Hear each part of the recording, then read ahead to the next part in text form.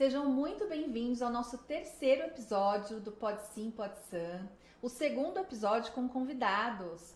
Hoje eu tenho a honra de receber aqui a nossa querida Carol Shinoda. Que gostoso, Sam. Super obrigada pelo convite. Tô bem animada pra gente discutir esse tema de propósito de vida, principalmente no momento que a gente tá vivendo hoje. Então, tô bem animada pra gente poder trocar sobre isso. Roda a vinheta. Pode sim? Será que pode? Sim. Será? Pode sim.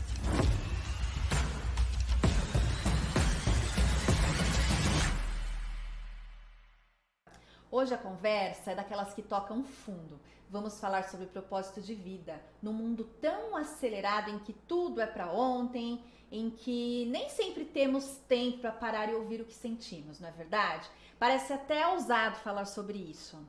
Mas é justamente por isso que precisamos. Porque muita gente hoje se sente exausta, solitária, desconectada de si e dos outros. E no fundo, tudo o que queremos é viver com sentido.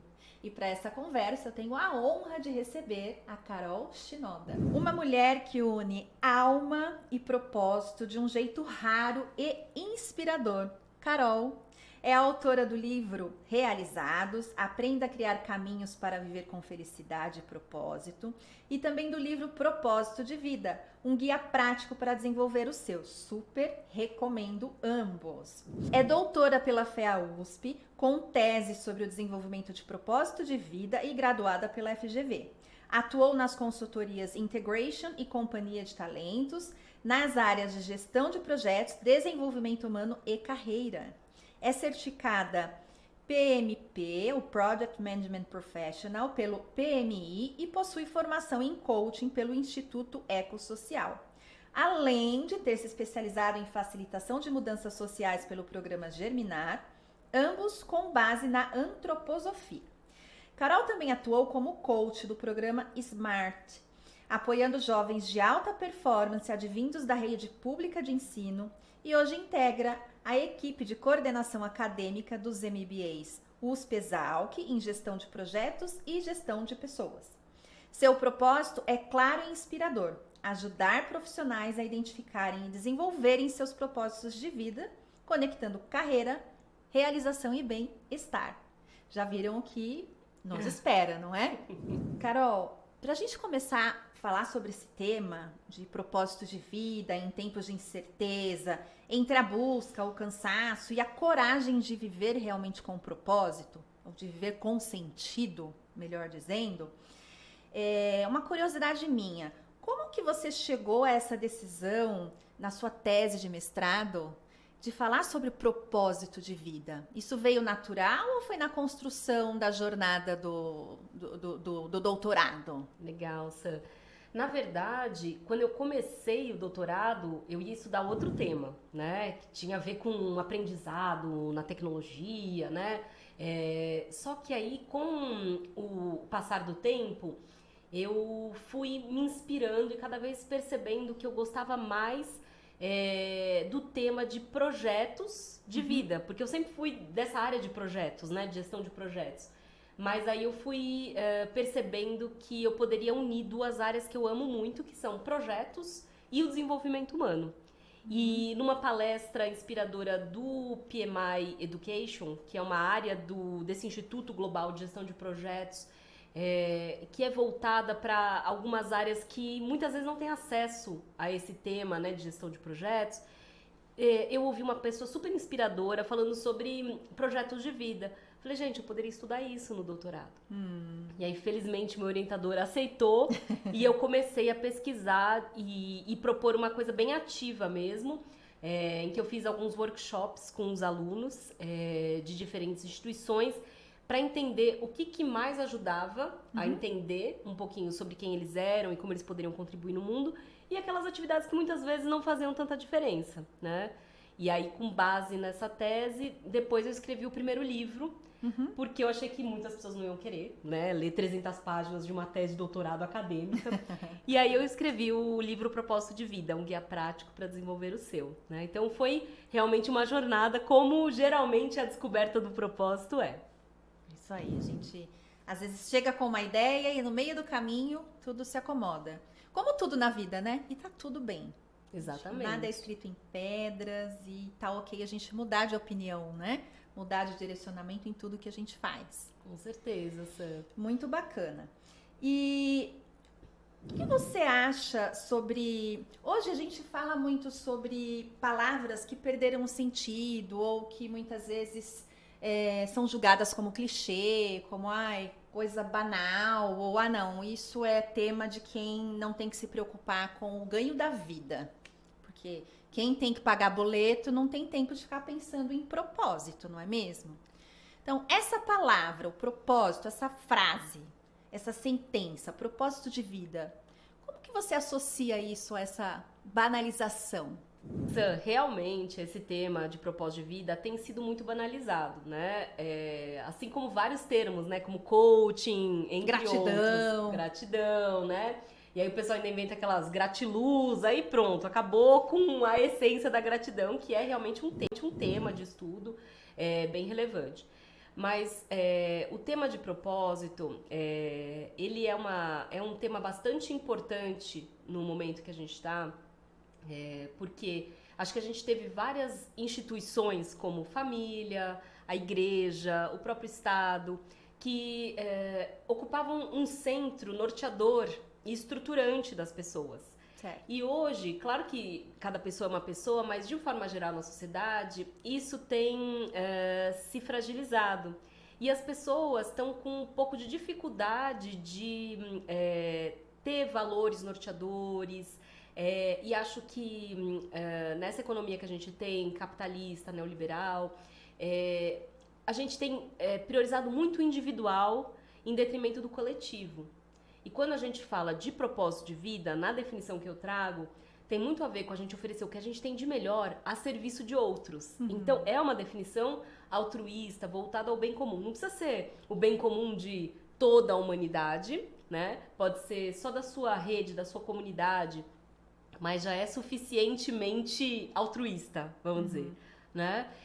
Então, acho que uma coisa que você trouxe também na sua pergunta é a questão que eu trago no meu livro sobre o mito que propósito é um luxo, né? Somente reservado para aqueles que já estão com a vida ganha.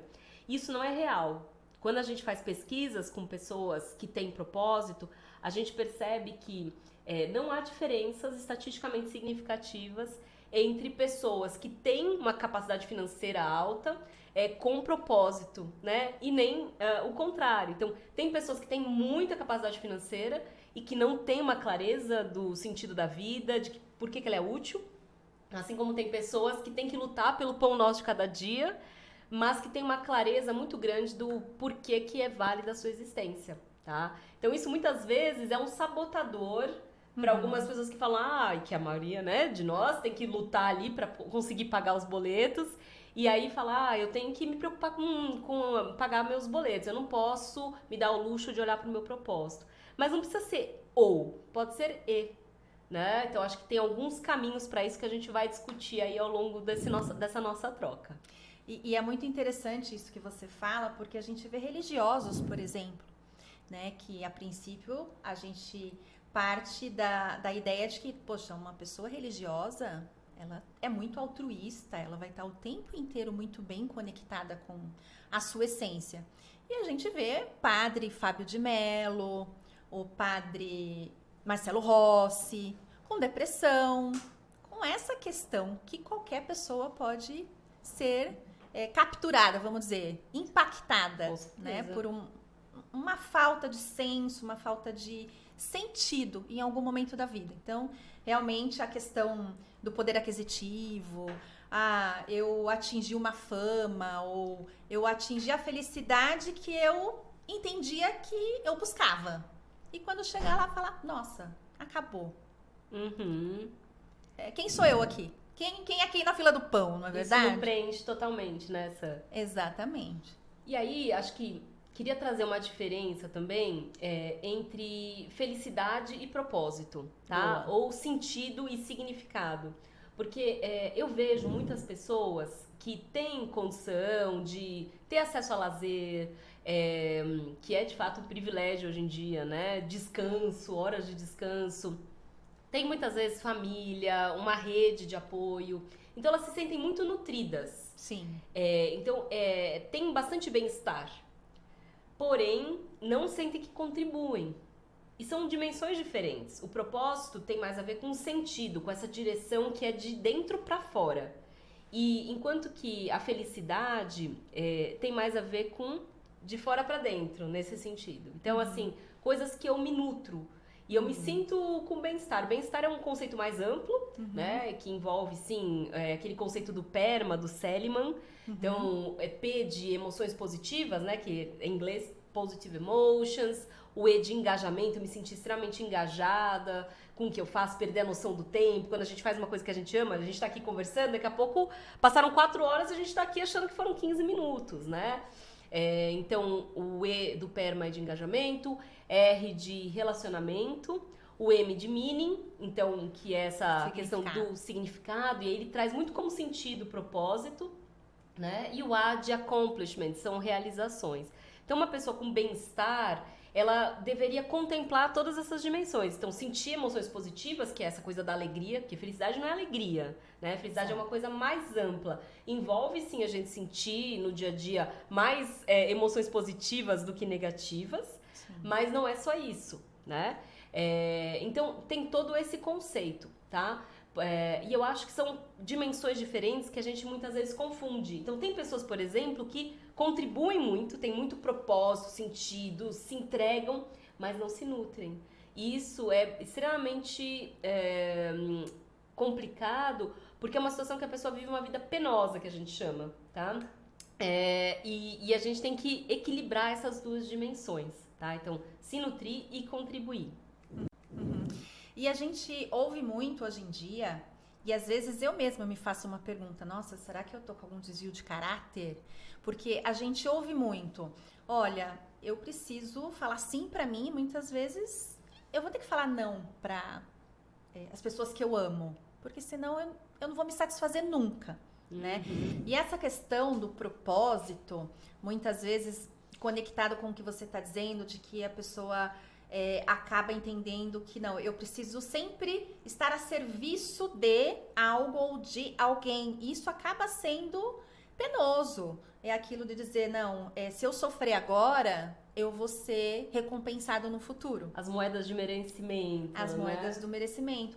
E a importância de balancear isso, porque sim, somos seres relacionais, tudo é sistêmico, é lógico que a gente se importa com a felicidade, com a satisfação de quem a gente ama, mas existem momentos que, poxa, não, agora eu preciso falar não, porque isso aqui vai com certeza impactar demais, né? Isso aí eu acho que entra uma questão que é a sustentabilidade. Porque não adianta a gente, isso no trabalho, na vida, na entrega do propósito, não adianta a gente só entregar e uma hora a gente se esgotar. Então, essa nutrição é importante, esse equilíbrio entre você satisfazer seus objetivos pessoais, seus sonhos individuais, etc., e você contribuir com as pessoas à sua volta, tá? Quando a gente vê algumas pesquisas de pessoas que vivem com propósito, elas também realizam seus objetivos pessoais. Tá? Então, isso é legal, por quê? Porque a pessoa consegue continuar servindo e não se esgota no caminho, tá? Então, essa coisa de propósito que a gente está discutindo aqui, não é só entregar para os outros, a gente precisa também se cuidar para a gente não cair nesse lugar do esgotamento. Muito, muito bacana. E a gente... Hoje, sabe, né, os dados mostram, a gente lê a todo momento sobre a epidemia da solidão, né, isso mundialmente falando.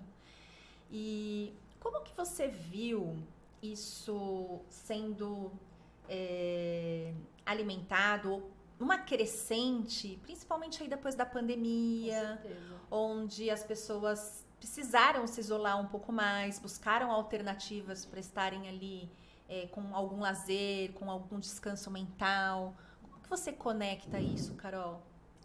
Bom, é muito triste o que a gente está vivendo, né, da epidemia da solidão. A gente vê dados assustadores da quantidade de pessoas que se sentem sozinhas, né? E aí, sozinhas, eu gosto bastante de alguns conceitos que alguns autores trazem, que não é só a solidão no sentido de, eu tenho poucas pessoas com quem eu posso contar, que já é bastante difícil. Mas é uma solidão no sentido de você se sentir até desconectado de você e muitas vezes não se sentir acolhido pelo Estado, né, pela comunidade. Então, é um conceito mais amplo que eu tenho visto. Então, por exemplo, cada vez mais a gente vê alguns governos, né, ou linhas políticas que tentam suprir essa falta, né? Então, esse crescimento muito forte da extrema-direita, a gente vê que estão trazendo valores que muitas vezes a sociedade está pedindo, né? E aí não vamos entrar no mérito se é bom ou se é ruim, porque acho que isso depende muito da concepção política de cada um, mas eu acho que mostra um movimento social e político que tem a ver com a solidão, né? E assim, a solidão traz diversos impactos para a nossa saúde, né? Então, dizem que já tem estudos mostrando que a solidão equivale a fumar 15 cigarros por dia. Nossa. Né? E a gente aumenta também uma série de hormônios que inflamam o nosso organismo.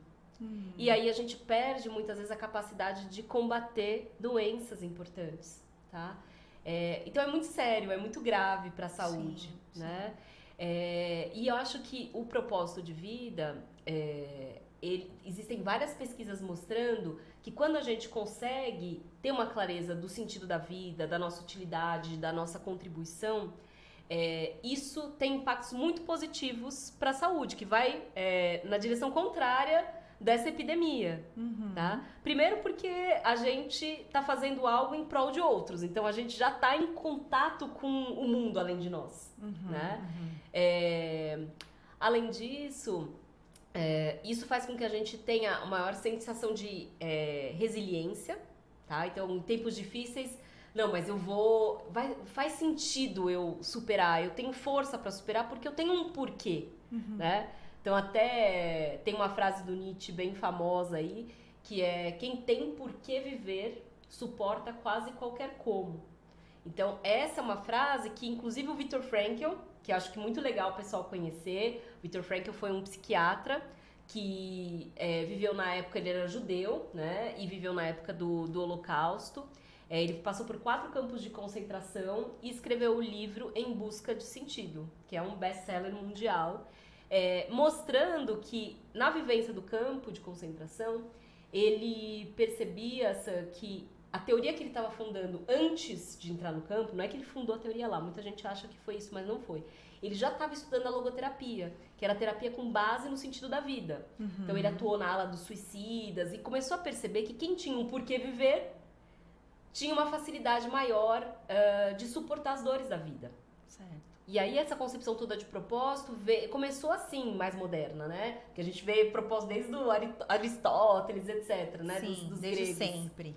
A gente faz a civilização há anos, né? Milhares de anos tenta entender qual o sentido da vida, né? Pela filosofia, pela religião. Mas eu acho que é muito legal que ele percebeu isso, que quem tinha um motivo para sair do campo, uma pessoa que queria reencontrar, ou no caso dele um livro que ele queria escrever com a teoria dele, tinha mais chances de sobreviver, tá? Então, acho que por vários motivos, a gente olhar para esse tema do propósito nos ajuda. Seja para nos agarrar a algo quando a gente está em momentos difíceis, ou para a gente, de fato, viver cada vez mais essa sensação de prosperidade, de ter mais saúde, de conexão com a comunidade e fazer o bem. Então, para prosperar também, não só para suportar dor, mas também ser o melhor que a gente pode ser. Ser mais abundante, né? Eu gosto muito de força de vontade e a motivação, né? E aí vem muito de encontro com o propósito. Porque a força de vontade, ela aumenta e diminui à medida que a gente vai vivendo, o que está acontecendo hoje. Eu encontro um amigo que está fazendo algo bem legal e que eu gostaria de fazer também. Você fala, nossa, quando eu vou amanhã eu vou fazer isso também, porque olha que bacana, olha o impacto que isso traz, né? Agora, ela vai sucumbindo à medida que a gente vai vivendo. Sim. Que tudo vai acontecendo. Agora, a motivação, o próprio nome diz, né? Motivo mais ação, que é alinhado com o que você trouxe. Conheça os seus porquês ou seus porquês, que aí você vai e ninguém te para. Sim. Né? É uma força motriz, né? Exato. Acho que tem uma coisa legal que você está trazendo, que assim, tem algumas pessoas que acham que propósito de vida é como se fosse um ponto de chegada. Então, que você vai subindo a escada do conhecimento, chega lá no cume da montanha e fica lá, assim... Vira monge tibetano, né? Exato, e não sente mais tristezas, etc. Propósito é felicidade. Veja, quando a gente vai pesquisar pessoas que realmente têm propósito, elas batalham muito mais. Porque elas têm, inclusive, energia para isso. Tem um motivo, vale a pena, né? E às vezes, até essa questão com o estresse, quem tem propósito, às vezes, vive momentos de grande estresse, mais do que quem decide viver a vida, deixa eu viver a vida, deixa a vida me levar, né? A vida leva eu. A gente não tem um compromisso com algo, então você também tá menos estressado. Quando você se importa com alguma coisa, ou com alguém, com uma causa, é natural você se estressar mais porque você se importa. Sim. Tá? Mas o que as pesquisas mostram é que a longo prazo a sensação do estresse é menor, tá? Até porque você lida com o estresse, você enxerga o estresse como uma parte necessária, que eu acho que é um outro ponto que a gente estava conversando antes, que pega bastante no mundo de hoje. Sim. Como é que tá a resistência à frustração? Exato. E de encontro com esse ponto, vamos falar aqui sobre as novas gerações. Então, a geração Z, a geração alfa, que tá aí, né? Que são os nossos filhos. Hoje é tudo muito fácil, tá todo mundo o tempo inteiro interconectado, vamos dizer assim. As crianças não precisam esperar para assistir um desenho animado, elas não precisam estar ali na frente da TV, a hora que inicia um programa que elas querem ver. E é tudo muito fácil. Olha, não gostei disso daqui, desligo, não tenho que lidar, né? E aí vem toda essa questão do trabalho também remoto, que você consegue se eximir muitas vezes de estar conectado com uma pessoa que te irrita ou que discorda de você e isso te impacta. Você vê que isso é muito da nova geração realmente, ou você vê que isso é um mito? Que na verdade todos nós temos nos acostumado um pouquinho com deixa eu ficar aqui, não me irrita não me tira do meu centro que eu te desligo, eu te deleto, né? Eu acho muito que cada vez mais esse tema de gerações, ele tá...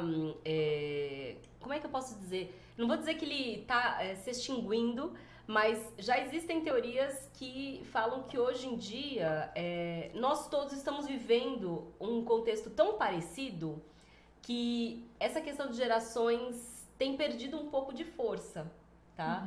Então, todos nós estamos nesse mesmo contexto, então, da tecnologia. Claro que tem pessoas que já nasceram nesse mundo, etc. Outras pessoas ainda têm que se adaptar, mas de toda forma...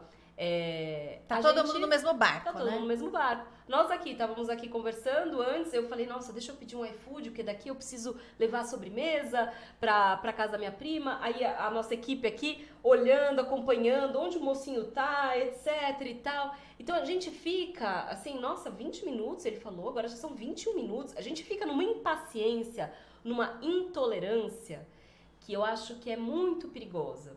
E com a inteligência artificial, cada vez mais, o filme que você estava falando, o desenho, a gente vai falar, eu quero esse desenho, com mais ou menos esse contexto, com esses atores, play. Você já me conhece, sabe do que eu gosto. E começa a namorar a inteligência artificial, né? Sim. Fazer terapia com o IA. E todos esses pontos, tudo tem prós e contras, né? Inclusive a própria terapia com inteligência artificial, muitas vezes pode ser mais acessível, né? Porque às vezes você não tem condição, não é para todo mundo, né, fazer terapia. A gente ainda tem um desafio na oferta para a população como um todo.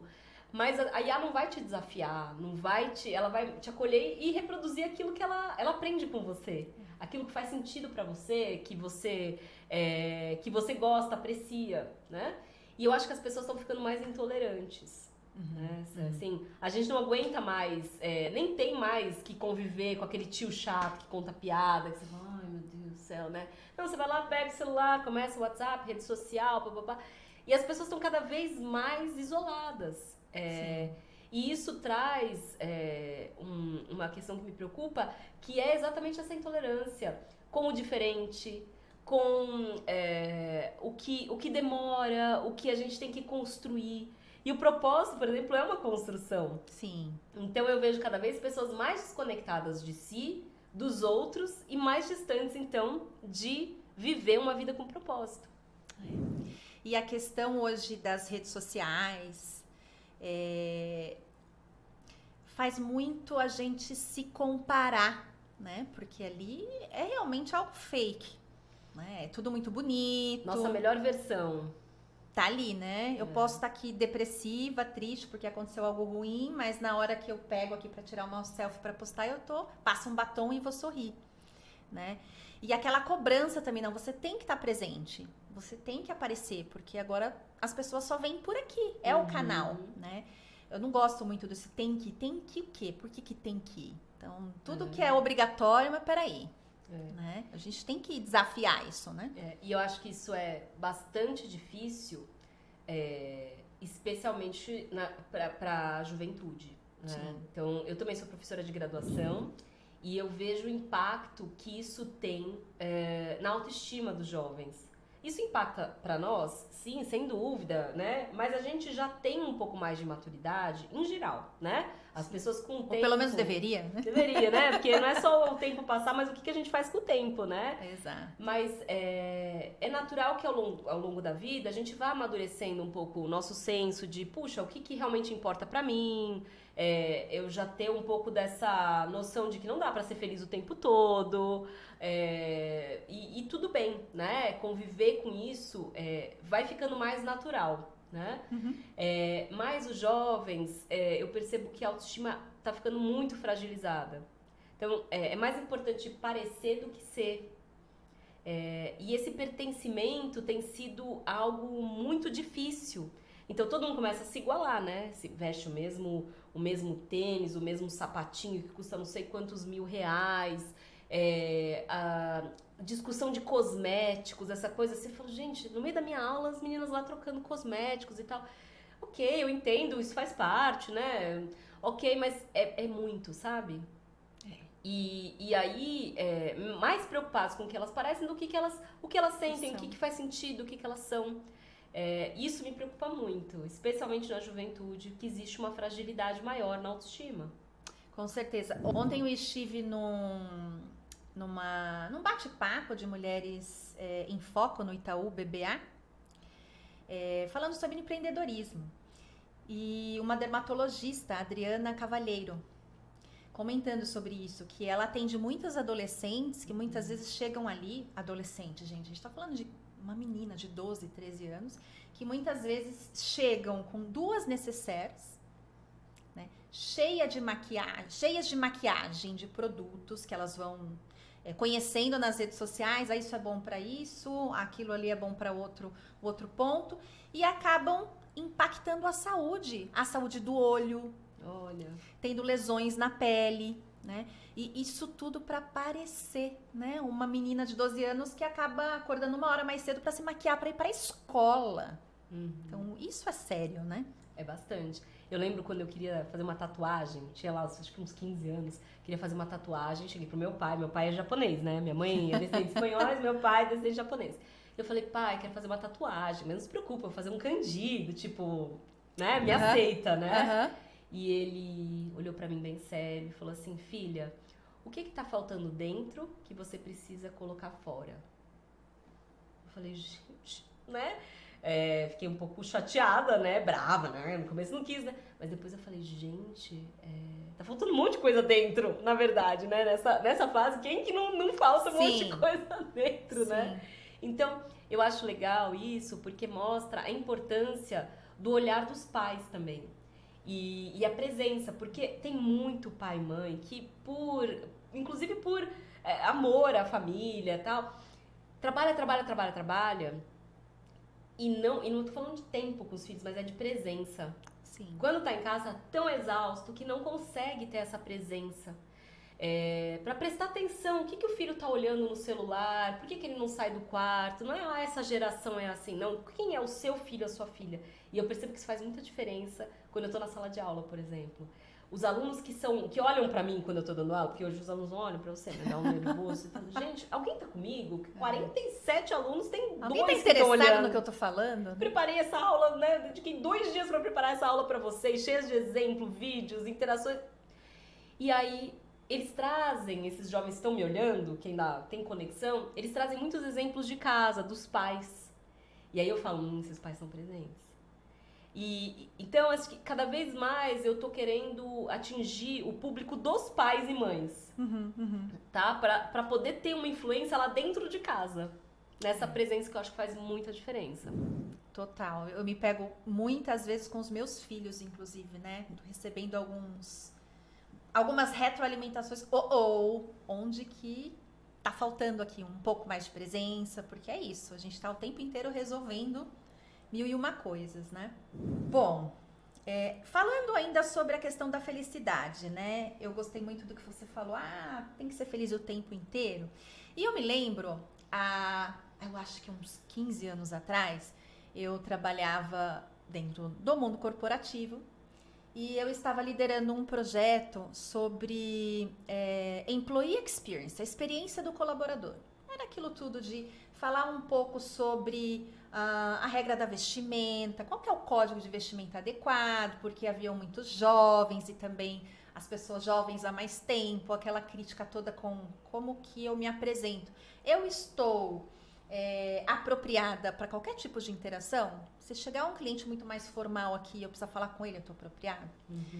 E o que realmente faz sentido, né? A gente não pode ser todo momento, olha, eu sou assim, a síndrome da Gabriela, né?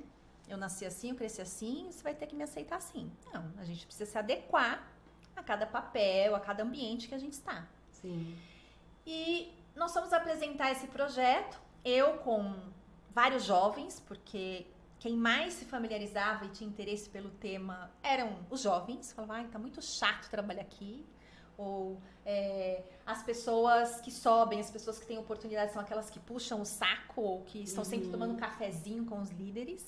E a gente quer trazer o que é o real, né? Você está tendo oportunidade pelo seu mérito, pela sua entrega, o que faz muito sentido, na minha opinião.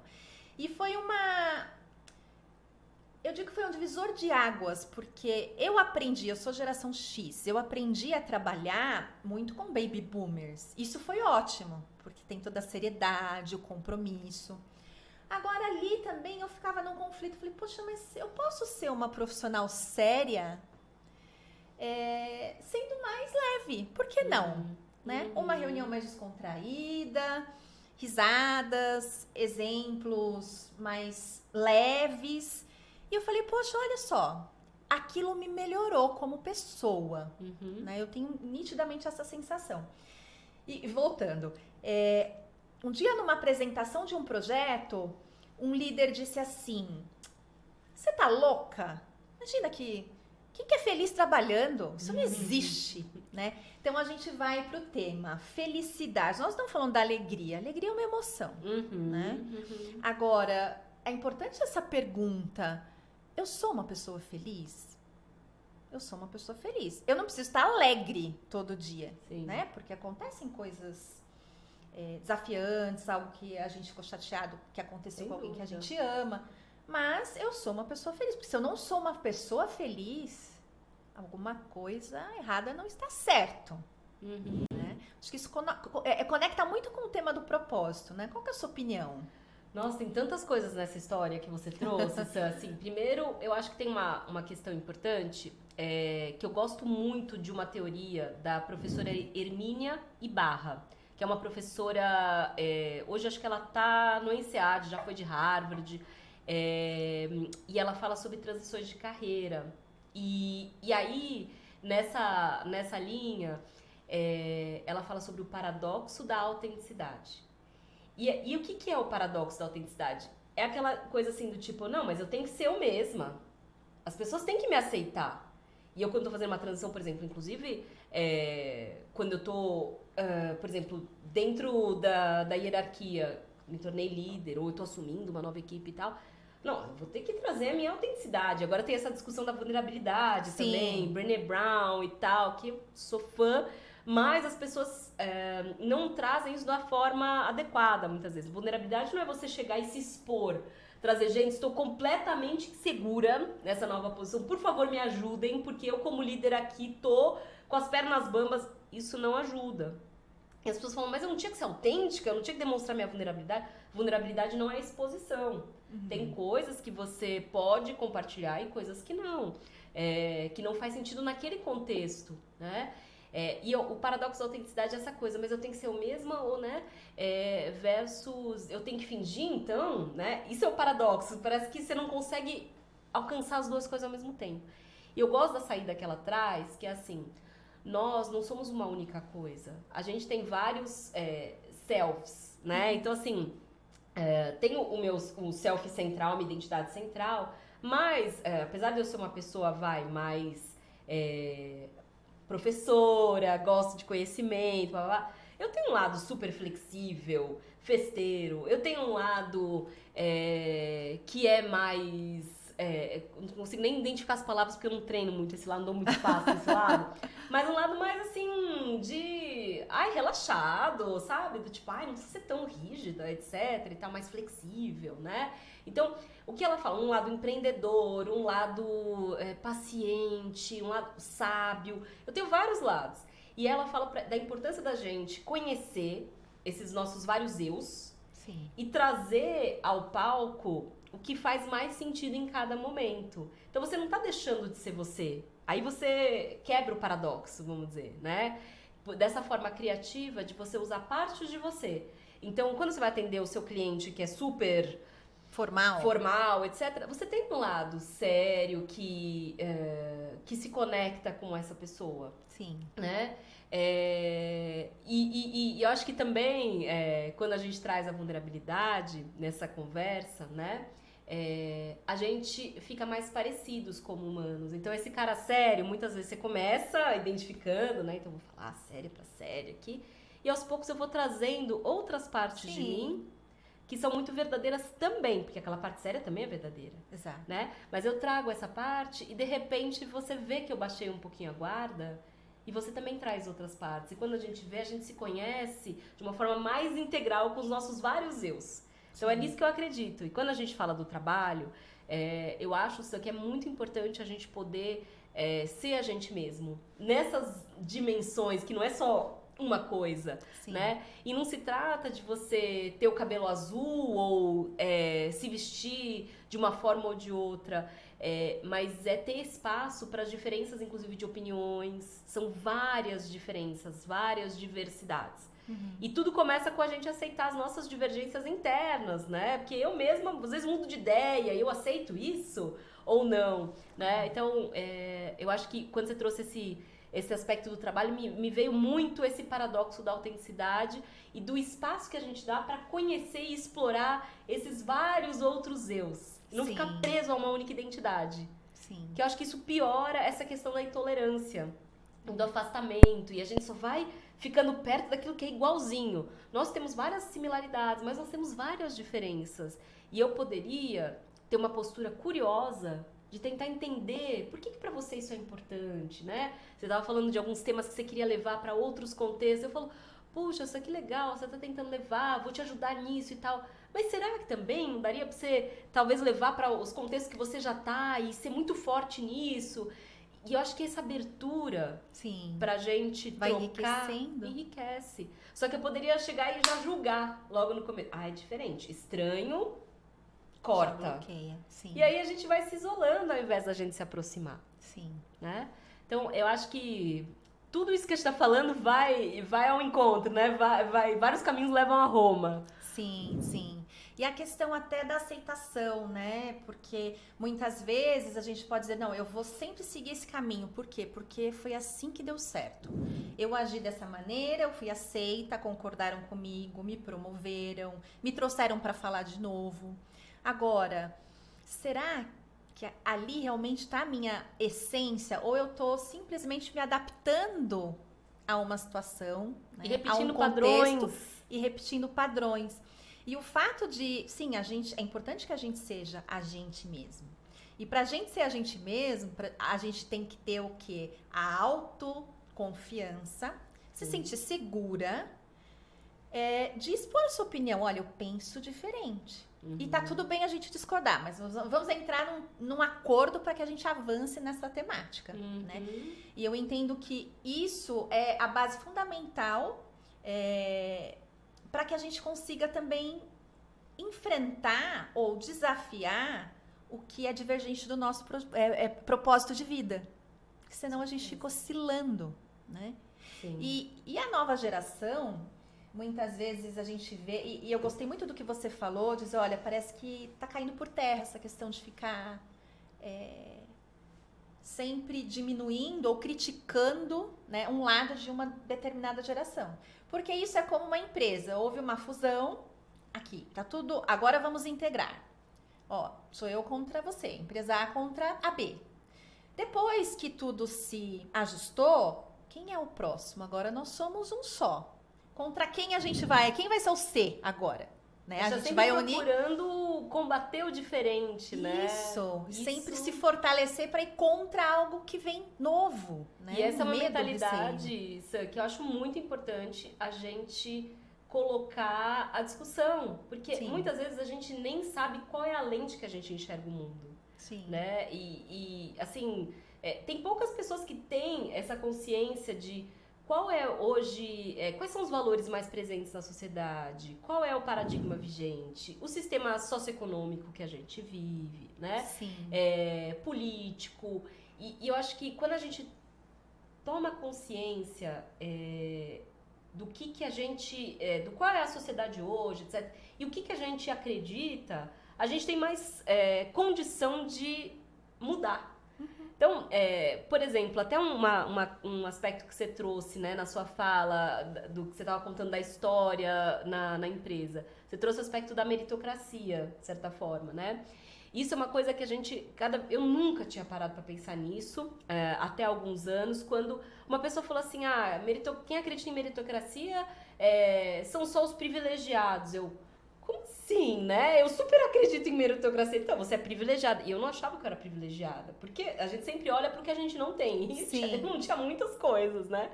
E ainda não tenho, é natural. Mas eu nunca parei pra pensar no que eu já tinha. E da onde eu tinha partido. E eu não tinha partido do mesmo lugar das outras pessoas, né? Por quê? Porque o meu pai foi feirante, vendeu legumes lá na Feira de Atibaia por 18 anos. Depois veio pra São Paulo, estudou, fez mestrado, né? E a partir disso, ele e minha mãe investiram na minha educação em vários sentidos. Não só financeiramente, mas o tempo, a cultura que eles tinham já adquirido ao longo da vida. Então, eu não parti do mesmo lugar que meu pai partiu, por exemplo. Sim. Né? E eu acho que ter essa consciência é muito importante para a gente até questionar, puxa, será que eu hoje, na coordenação de MBA, né? Será que eu estou dando as mesmas oportunidades? Ou será que eu deveria dar mais oportunidades para quem tem menos oportunidades? Então, às vezes a gente faz um evento e a gente fala, gente, mas é super em conta, o evento custa R$200. Em conta para quem? Então, eu acho que isso é muito importante para a gente entender que existem sim diferenças no mundo, o tempo todo. Sim. E qual vai ser o meu papel em relação a isso? Eu vou rechaçar a diferença e cada vez me afastar mais até o ponto que eu fico sozinha, porque sempre vai ter diferenças, né? E eu mesma não vou me aceitar porque eu tenho diferenças internas. Ou eu vou ser uma agente de transformação. Sim. E tentar reduzir as diferenças que são de acesso, talvez, sim, mas aceitar as diferenças que são de opinião, de outras naturezas, né? Sim. Uma discussão super filosófica aqui que a gente está tendo, mas eu acho que o pessoal que faz parte da sua rede tem essa maturidade para parar e questionar, né? Quem eu quero ser na fila do pão? Quem eu quero ser no final da vida, quando olhar para trás? Do que eu quero ter orgulho? Qual é a pessoa, que pessoa que eu quero ser, né? Exatamente. Aí a gente encerra isso, né? Essa temática toda aqui com uma frase que eu adoro. Eu adoro frases, eu leio todos os dias, porque isso me ajuda a automotivar, né? Reenergizar, que a saída é sempre pra dentro, né? Muito em linha com o que o seu pai falou. O que tá faltando tanto aí dentro que você tá precisando pôr pra fora, né? É isso mesmo. Carol, e eu quero trazer 2 temáticas aqui, mas eu acredito que a gente consiga conciliar num debate aqui, numa troca única. Que é, hoje a gente ouve muitas pessoas e eu confesso que tem hora que a gente eu me pego mesmo, nossa, eu tô reclamando aqui demais, né? Nossa, tô reclamenta, né? Porque a gente vai melhorando e à medida que a gente vai se ouvindo, opa, deveria cortar já essa conversa nesse ponto. Mas, por exemplo, a humanidade está perdida, porque só está acontecendo coisa ruim, porque é amigo matando amigo, é filho matando pai, né? Você fala, gente, o que está acontecendo com a humanidade? E o outro lado bom, que é muito maior, né? De muitas pessoas que não estão passando por situações como essa, como essas. Como que você vê esse ponto? E, ao mesmo tempo, como que você vê que a gente pode compartilhar aqui com os nossos ouvintes, as pessoas que gostam do tema, o desafio de trabalhar em equipe, né? De fazer trabalhos em conjunto, com comunidades, com tribos que falam outra língua, né? Para dizer, poxa, deixa eu entender como que esse pessoal aqui pensa. Minimamente é curioso. Eu posso me alimentar e me melhorar com isso, né? Sim. Acho que o que tem em comum entre essas situações é a postura mental que eu tenho em relação à vida. Eu vou, por exemplo, escolher nutrir e olhar para aquilo que está dando certo ou para o que não está, né? Isso é um olhar individual também. Assim como quando a gente vai para uma equipe, eu vou ter um olhar apreciativo do que a gente está fazendo uma coisa juntas aqui. Puxa, o que essa tem que contribui, né? O que esse time que você trouxe, que está aqui, né? Atrás das câmeras. Nos bastidores. O que elas têm a agregar? Ou a gente pode ficar sempre na crítica. Porque a Sam poderia ter feito isso, não fez. As meninas... Tarará. Qual é a postura que eu quero nutrir? E eu não tô dizendo aqui pra gente começar a ter uma visão... bicho grilo, né? Ou tipo gratiluz, aquela coisa, né? Que é um exagero mesmo, assim, de... só vamos olhar pro positivo. Isso também... eu acho que traz um efeito contrário, de você não acolher as coisas que são difíceis, aquela linha da felicidade tóxica e tal. Não é isso. Mas é o foco que a gente dá. Eu continuo vendo, eu sou uma pessoa extremamente crítica, né? Virginiana, meio japonesa, assim, né? Então eu tô sempre olhando o que falta, o que poderia ser melhor e tal. Mas aonde eu escolho dar o foco, nutrir energia, na parte que tá dando certo, tá? E tem muita gente que tem medo de fazer isso, que fala assim, nossa, eu sempre fui uma pessoa crítica, isso me impulsionou a fazer coisas boas, a ser sempre melhor. Você não vai perder a sua criticidade, tá em você aquilo, né? Isso é um valor, a busca pela excelência e tal. Mas você pode escolher se nutrir também do que tá dando certo, porque isso alimenta, isso faz a gente continuar na luta, né? E tem vários exercícios, inclusive na psicologia positiva, de você pegar um caderninho ali à noite e antes de dormir, antes de você colocar a cabeça no travesseiro, anotar pelo menos 3 coisas pelas quais você é grato. Isso muda a nossa postura na vida mesmo, assim, a sensação, até a Brené Brown, que é minha musa inspiradora, Brené Brown, né? E ela fez uma pesquisa muito, muito bonita e profunda com pessoas, porque ela estava querendo estudar vergonha. E tem pessoas que chegam no final do dia sentindo vergonha, eu não fiz, não dei conta, eu não sou suficiente. E tem pessoas que são sem vergonha, que ela chamou das pessoas plenas, wholehearted, né? Pessoas de coração inteiro. E a gente pode mudar de grupo, né? Mas qual que é a diferença entre essas pessoas? É somente a expectativa que elas têm em relação a elas mesmas. Não é que as pessoas plenas, elas chegam no final do dia e falam, yes, arrasei, tiquei todos os itens da lista, aquele sonho, né? Caixa de e-mails vazia. Não existe isso. Não são tasses, né? Estão se achando, não são os tasses, né? Não, elas têm noção de tudo que está acontecendo, que elas poderiam ser melhores. Mas elas escolhem uma visão mais realista, não é otimista, é realista, que elas são humanas. E como humanos é impossível eticar todos os itens. Então a sensação é de plenitude no final do dia. Eu fiz o meu melhor e o que foi possível. Então eu durmo em paz. E as outras pessoas estão lá com um chicotinho, cada um tem seu instrumento aí preferido de tortura. As pessoas vivendo mesmas coisas, mas a sensação é muito diferente. Então a minha questão é, como a gente vai escolher a nossa postura? Que postura que você vai escolher, no fundo, né? Como líder, então, você tem uma equipe, ou você é parte de uma equipe, o que você vai escolher? Que postura? Porque eu acho que quando a gente tem esse olhar contributivo, a gente estimula o melhor do outro. E a gente tem muito acostumado a dar feedback só do negativo, do que precisa melhorar, né? Mas a gente para e fala assim, nossa, a forma como você trouxe o seu brilho no olho hoje, ou a paciência que você tem com essa pessoa, é muito bonito a gente trazer isso. Porque às vezes a pessoa que tem aquela qualidade é tão natural pra ela que ela acha que é normal. É normal pra ela, mas não é normal pra todo mundo. Então o olhar do outro é muito importante pro nosso crescimento. Então que olhar que eu quero oferecer pro mundo? Sim. E isso me fez lembrar aqui a importância do reconhecimento, né? Sim. Porque às vezes alguém faz algo muito pequeno para nos ajudar, mas aquilo fez uma diferença tão grande naquele contexto.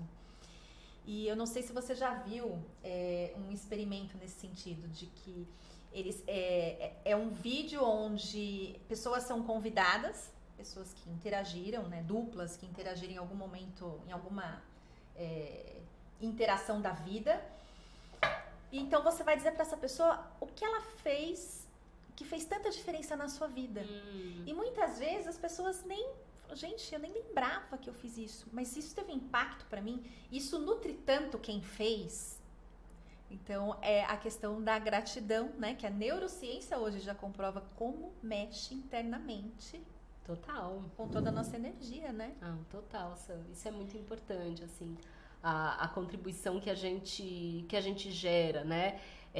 Isso tem tudo a ver com propósito. Né? Quando a gente contribui para a vida dos outros, isso também retorna. Tem gente que eu atuo muito com pessoas que são voluntárias, eu também sou voluntária, né? Em várias situações.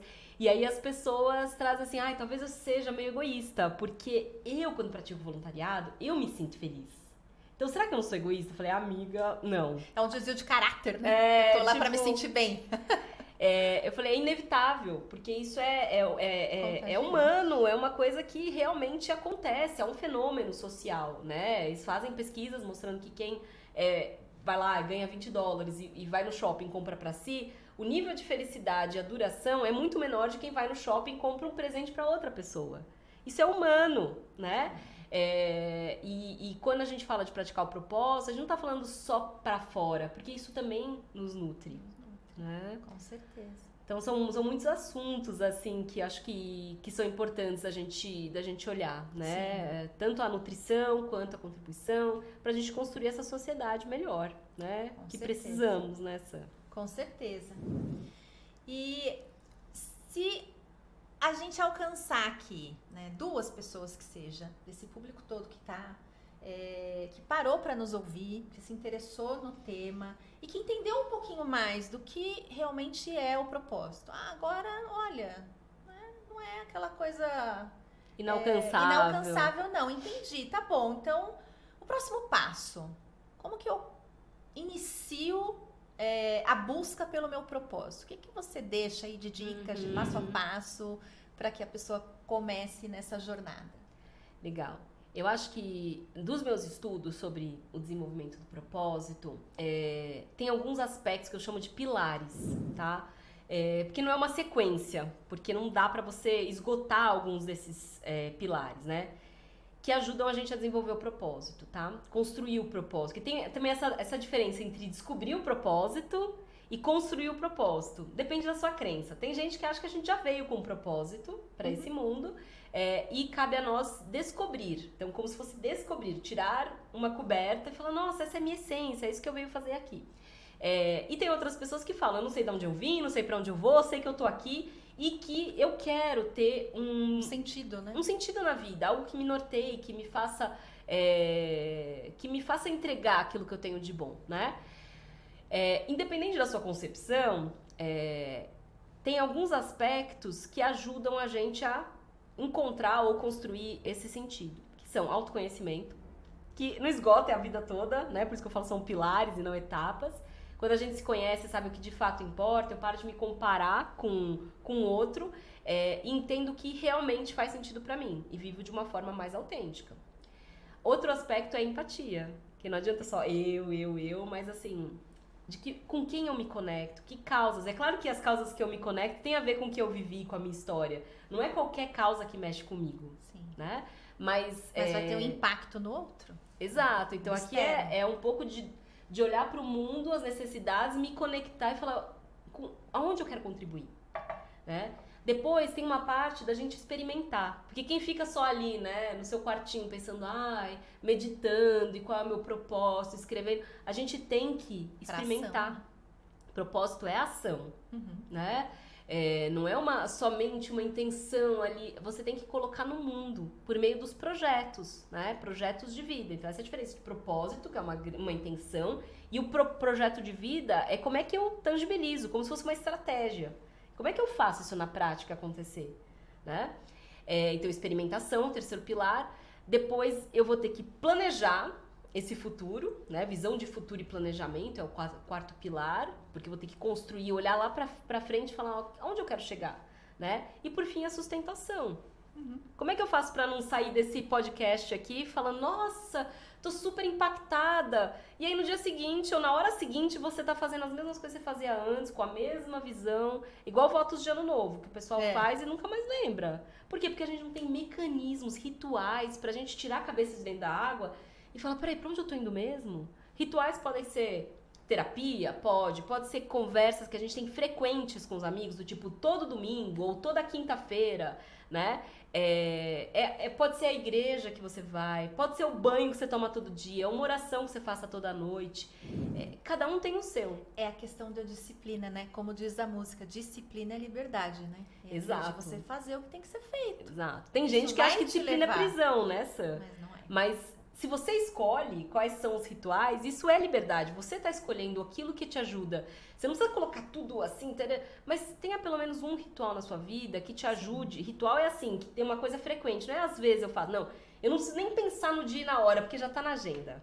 Igual academia, essa coisa de... tomar banho, né? É todo dia, né? E tem gente que até tem horário, porque facilita, você não tem que pensar.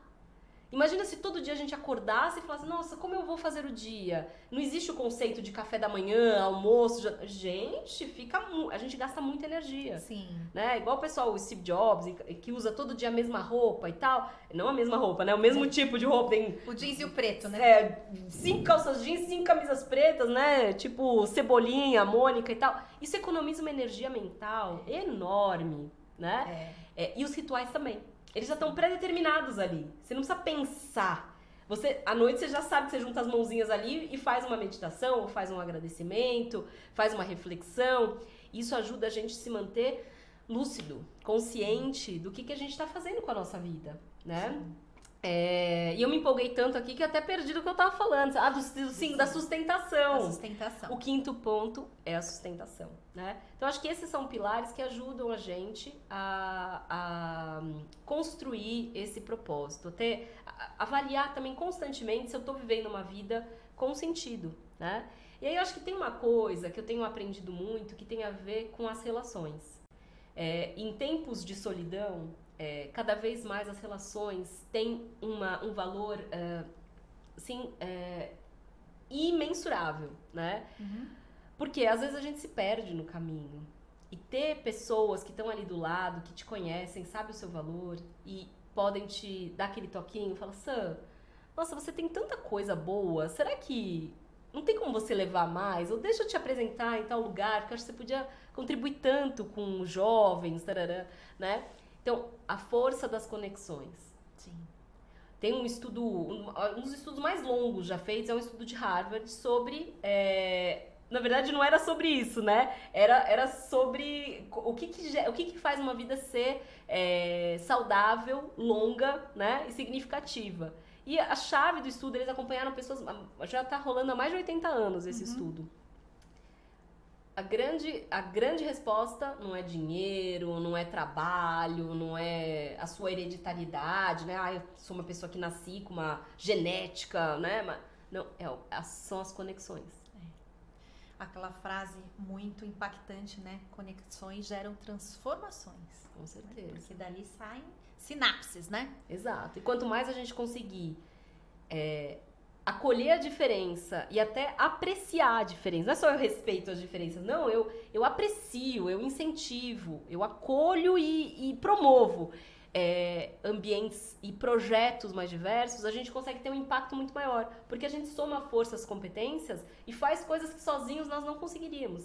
Então, quanto mais a gente conseguir se aproximar de pessoas que têm, sim, valores comuns, intenções comuns, mas formas de fazer, competências, visões diferentes, mais fortes e mais longe a gente vai chegar. A gente sai muito mais capacitado ali, né? Muito mais fortes, muito mais potentes. Exatamente. E trazendo aqui uma maneira diferente de dizer, de falar sobre o caderno da gratidão, né? Eu sou grata a 3 coisas hoje que se passaram no meu dia. É aquela pergunta que traz muito a professora Lucelena Galvão, que eu gosto muito. Acabou o dia, eu vou refletir. Todas as minhas ações, elas me levaram para mais perto do meu propósito ou elas me distanciaram? Porque aí, e amanhã é outro dia, né? Aquilo de, tá bom, não conseguiu 100%, mas eu consegui 20%. Ok, vamos colocar na agenda de amanhã os outros 80%, né? Os outros 80% novamente. Então, eu acho que isso é uma forma menos romântica até de dizer, mas me aproximou ou me afastou, né, do meu propósito, do meu objetivo. Isso é uma reflexão bastante interessante. Tá muito bacana aqui, mas tudo tem que ter um fim, né? Sim. Em outro momento a gente pode Os seguir, projetos têm que ter fim, né? O propósito não, a gente pode continuar firmes no nosso propósito, ali nos norteando, mas os projetos que vão na direção do nosso propósito, eles têm fim. Exatamente. E com certeza outras conversas virão sobre outros temas, a nossa conexão, né, não é por acaso. Com certeza. Né? Eu acho que é super bacana mencionar isso. E justamente pra gente, de repente, já alinhar aí um outro bate-papo, conta pra gente o que vem por aí, quais são os seus novos projetos, o que você tem pela frente que te motiva a seguir no momento. Eu sempre fui uma pessoa muito determinada, muito cheia de projetos, né? E eu tô, na verdade, nesse momento aprendendo a celebrar a presença. Então, eu sei qual que é o meu propósito de vida, que é contribuir com pessoas a encontrarem e viverem seus propósitos, né?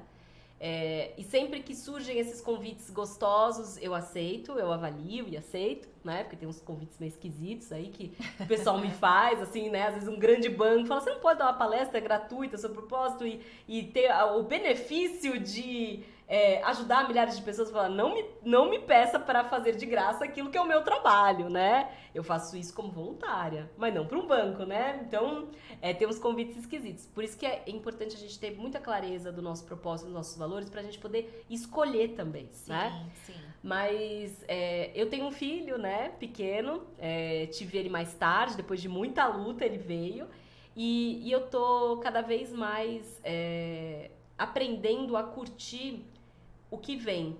Não de uma forma passiva, eu sei o que eu tô construindo, quais são os valores que eu quero transmitir para ele, mas também deixando emergir, né, o que a vida propõe. Isso é uma coisa muito diferente do modelo que eu sempre vivi, né? Mas acho que essa dificuldade que eu tive de engravidar também me aproximou muito da espiritualidade e de acreditar que existe um sentido maior para a vida, que tem uma parte ativa nossa, seres humaninhos ali, de trabalhar, de se olhar, de ver uma diferença que incomoda e tentar entender por que incomoda e ter essa curiosidade. Então tem um trabalho humano, mas talvez, na minha crença, tenha um direcionamento divino também, ou de algo maior, né? E eu tô tentando deixar fluir mais. Então, acho que o meu principal projeto hoje é ter menos projetos e deixar um pouco a vida me propor, sabe? Não deixando de realizar, mas dando um pouco de espaço pro novo, pro que emerge, né? Porque o que a vida quer propor pra mim, não só essa coisa ativa, que eu acho que todo excesso de luz traz sombra. Sim. E essa coisa, eu faço, também tem uma coisa que não dá espaço pro novo. Sim. Todo Então, excesso indica uma falta. Então eu tô deixando um pouquinho mais a vida me levar. Não muito, tá? Mas um pouquinho mais pra ver quais são os convites da vida. Sim. Eu vou parafrasear o que você está dizendo com uma frase, né? Até um espetáculo do Murilo Gun, né? Que é fé no flow. Ai, que legal. Entre o caos e a ordem, há o flow. Então é aquilo, deixar um espaço para a vida tocar bola para você também, né? Porque acontece.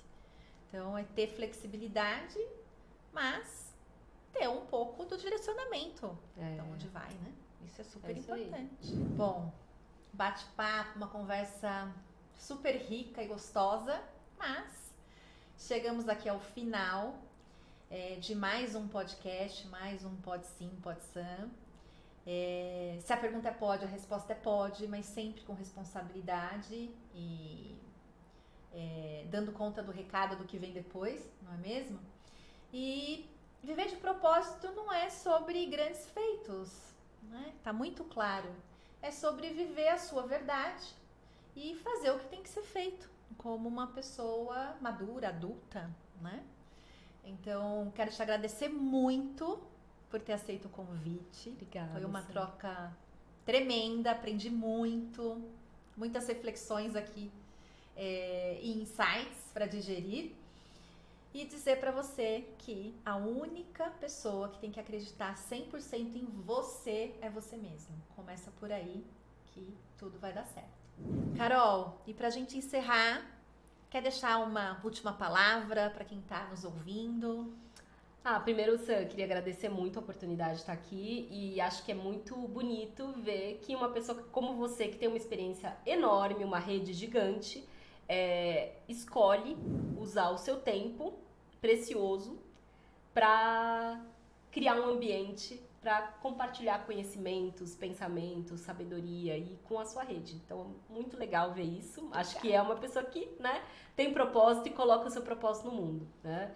E eu acho que para as pessoas que estão ouvindo a gente, acompanhando esse episódio, eu falaria para você ter rituais na sua vida. Escolha um ritual que permita que você se conecte com o que você tem de mais verdadeiro, para que no dia a dia você possa construir uma vida que, no final do dia, cada dia a gente pensa assim, eu dei o meu melhor. Eu fiz o melhor que eu poderia ser. Não que eu tenha sido perfeita, não é essa linha, tchu-tchu-tchu, no chicotinho, mas assim, eu fiz o melhor que eu poderia. Se eu acordasse de novo nesse dia, tipo o dia da morta, né, que você fica lá, os mais jovens não sabem o que é isso, mas assistam depois o filme, né, O Feitiço do Tempo, né, se você revivesse aquele dia, você teria as mesmas atitudes, né? Se sim, você tá no seu caminho. Se não, dia seguinte é um novo convite para você ser o melhor possível. Ter um pouquinho mais de paciência